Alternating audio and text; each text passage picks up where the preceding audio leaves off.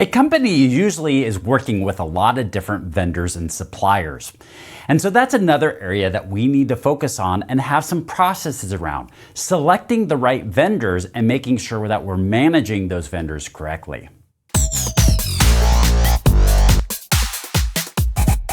Vendors could include software providers, hardware providers, or service providers. There is some overlap between asset management and vendor management.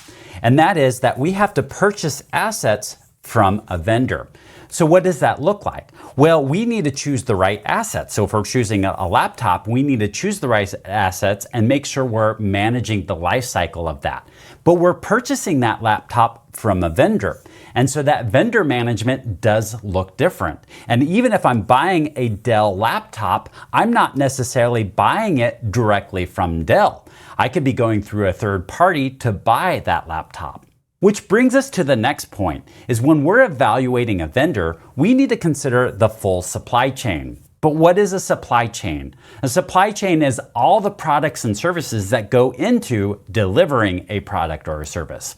And so let me give you an example of this. Is one of the vendors that I would use for purchasing hardware was CDW. And I would purchase Dell laptops from CDW. Two different products here, two different companies here.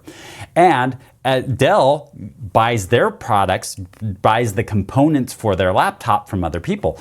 So you have some sort of battery that's a completely different brand, a different company that goes into the Dell laptop, but those people that produce the battery need to get the raw materials from somewhere. And this is a very oversimplification. There's shipping that happens between all of these. There's other products that get created as it steps up through all of this process. So this is the full supply chain. And there are a lot of vulnerabilities within this supply chain.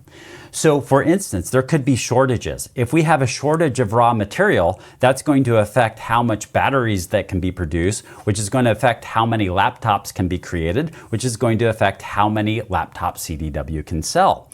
So, or there could be changes along the way. There could be manufacturing changes. I've seen where bad batteries have gotten into Dells and Macs and Lenovo's and all sorts of brands of laptops because they were all sourced from a same source. And so there were problems with that. Or we could see delays along the way where there's delays in shipping. Or we could see some security issues. There could be attacks that could happen where products have some sort of vulnerabilities with them and gets passed on to us, the consumer. And it's not just with hardware as well. There's a lot of different managed services that are out there, whether it be services that are up in the cloud, or perhaps it's your internet service provider. Or here's an example. I had a great experience with an internet service provider.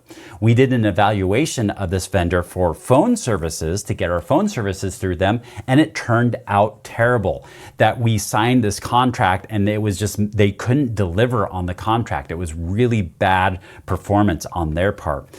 There are also things like mobile service providers. And one of the things that I would do is, and this is becoming more and more popular, is outsourcing things like help desk. And so that is a managed service as well, and choosing the right vendors for that. So when it comes to vendor management, there's a life cycle to it. And I also threw in here partner management too, because we need to think about partnerships in the same way. We're delivering services to each other when it comes to partnerships. So what does that look like? Well, first of all, we're going to have some sort of needs assessment that we're going to do to figure out what the business need is. And then we'll go through a vendor assessment on what vendors meet that need. Although I can tell you, I've seen a lot of times, usually not the IT department, but it's other departments that jump straight into a solution, some sort of choosing a vendor or a product that's going to what they think is going to meet their needs, and it doesn't do what they want it to do because they didn't go through a proper needs assessment. So we need to start at that needs assessment. Then we get into negotiating contracts. We go through an onboarding process to get onboarded with them. We go through management and monitoring to make sure they're delivering the services that they promised. And then there are things that change along the way. Usually these services are pretty dynamic and there are changes that happen. So managing those changes. And then at some point in time, or at least a lot of contracts end up with you'll have to terminate that contract. And so that would be the termination of this life cycle or the ending of this life cycle.